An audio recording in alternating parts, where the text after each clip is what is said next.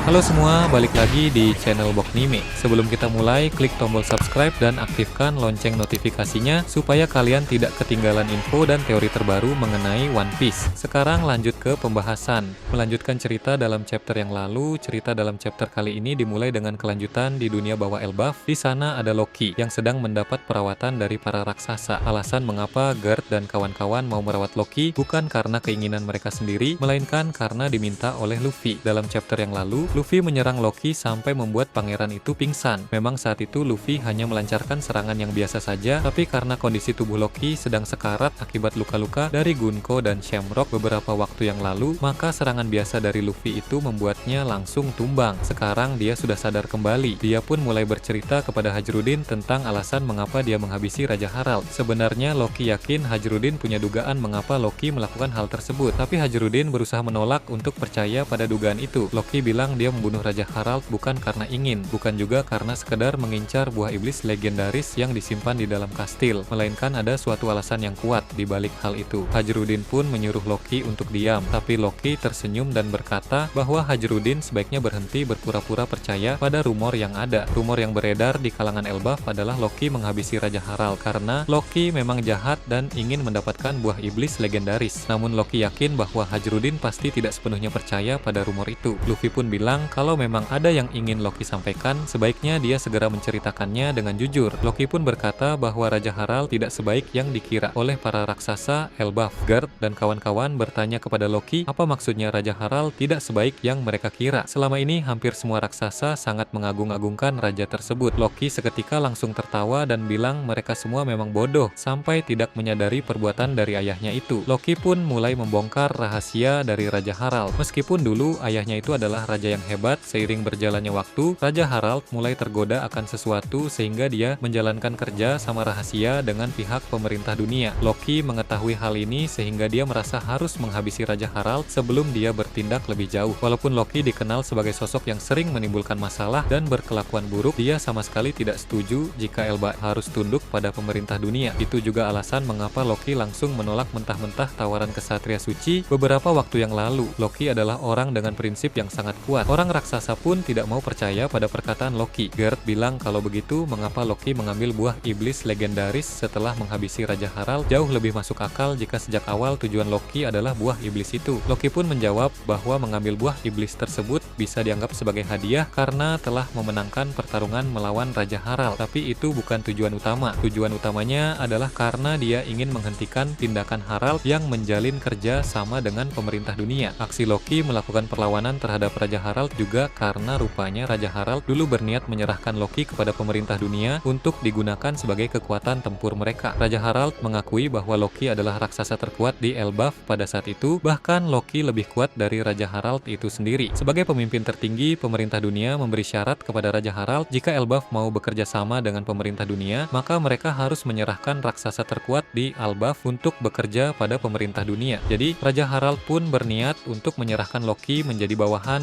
Im Sama. Itu sebabnya Raja Harald memutuskan untuk tinggal di Kastil Aurus di dunia matahari agar rencananya itu tidak diketahui oleh para bangsawan di dunia surga lain. Orang-orang mengira bahwa Raja Harald tinggal di dunia matahari adalah karena dia sangat merakyat, padahal tujuan utamanya adalah agar rencananya berjalan dengan lancar. Raja Harald pun sengaja membuat pola lingkaran sihir di salah satu ruangan di Kastil Aurus agar pihak pemerintah dunia seperti Gorosei dan Kesatria Suci bisa langsung berteleport ke sana. Jadi negosiasi antara pihak pemerintah dunia dan Raja Harald dulu dilakukan di dalam Kastil Aurus. Itu sebabnya Shamrock dan Gunko beberapa waktu yang lalu bisa langsung berteleport ke dalam Kastil Aurus tanpa harus disummon oleh seseorang. Di sana itu karena memang mereka sudah sering datang ke tempat itu. Ini juga alasan mengapa Somers sempat bertanya kepada Shamrock apakah mereka mau mendatangi makam Raja Harald atau tidak. Itu karena mereka memang sudah lama saling mengenal. Pada suatu ketika Loki pun menguping soal hal ini. Dia pun sadar bahwa dirinya sebentar lagi akan ditumbalkan oleh Raja Harald sebagai alat negosiasi dengan pemerintah dunia. Sehingga ketika para kesatria suci itu sudah kembali ke Marijois, Loki pun langsung menyerang Raja Harald dan bertarung melawannya. Setelah mengalahkan ayahnya itu, Loki juga langsung mengambil buah iblis legendaris Elbaf karena daripada buah itu diambil oleh pemerintah dunia, lebih baik dia makan saja untuk dirinya sendiri. Setelah flashback yang diceritakan oleh Loki itu berakhir, cerita berpindah ke lokasi sekolah Walrus. Di sana Saul dan beberapa raksasa telah menemukan sebagian sebagian murid yang berjalan sambil tidur. Tapi ketika mereka mencoba untuk menolong anak-anak itu, Saul dan yang lain tertusuk duri-duri misterius seperti yang kita tahu dari chapter yang lalu. Itu kekuatan Somers. Kesatria suci tersebut dikonfirmasi sebagai pengguna kekuatan buah iblis Ibaibanomi yang memberinya kemampuan untuk memanipulasi tanaman berduri. Saat ini target yang dipilih oleh Somers adalah anak-anak raksasa di sekolah Walrus. Jadi ketika ada orang yang ingin menyentuh target Somers, maka tanaman berduri akan muncul secara otomatis untuk melukai orang itu. Saul dan kawan-kawan pun selalu terluka ketika hendak menyentuh para murid. Tentu hal ini menimbulkan kepanikan besar. Seberapa keras pun mereka berusaha menolong anak-anak itu, yang mereka dapatkan hanya luka yang semakin banyak. Semakin kuat mereka mencoba, semakin kuat pula duri-duri itu menusuk. Robin yang juga berada di sana pun bilang sebaiknya para raksasa tidak bertindak gegabah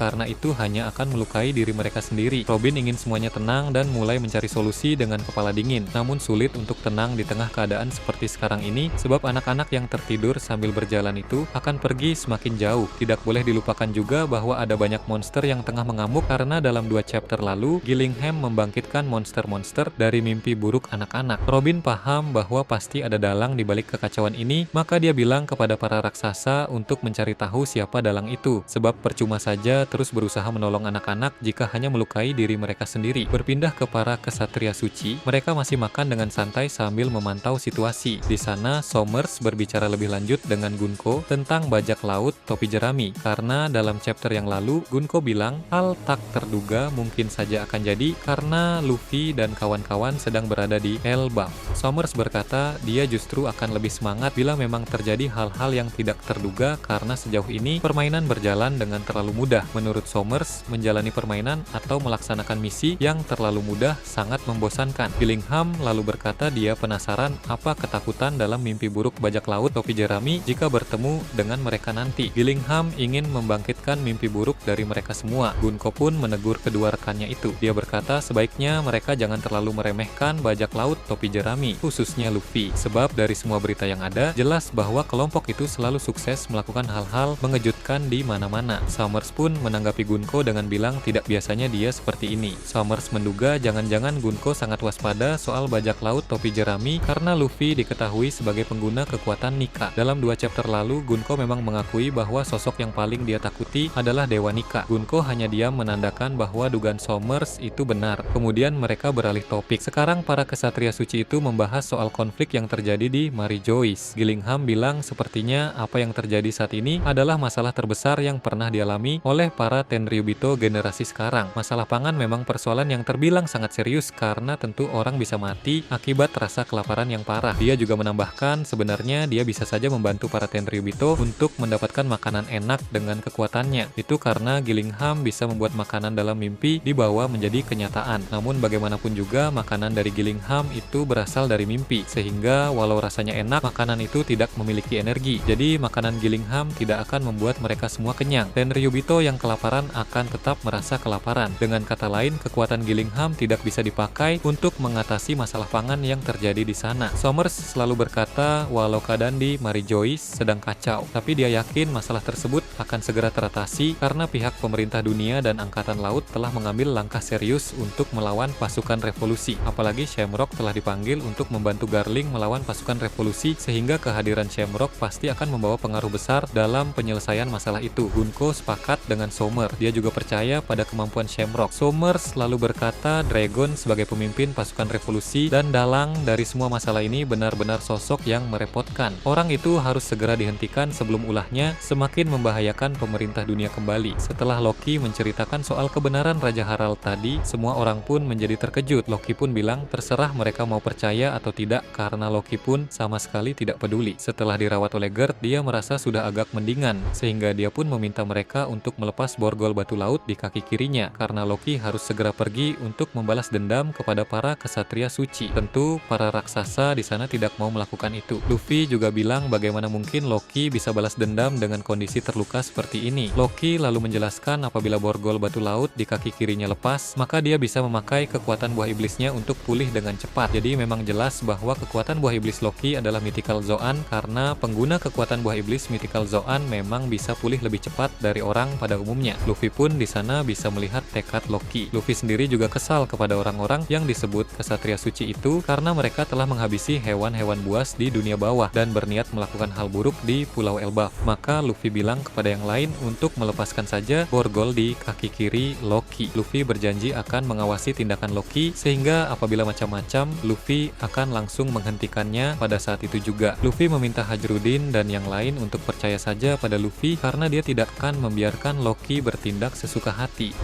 Itu tadi berbagai hal menarik pada chapter 1143. Menurut kalian bagaimana? Silahkan tulis di kolom komentar di bawah. Oke, segitu saja untuk pembahasan kali ini. Jangan lupa like, share, dan subscribe untuk video menarik selanjutnya. Peaceful World.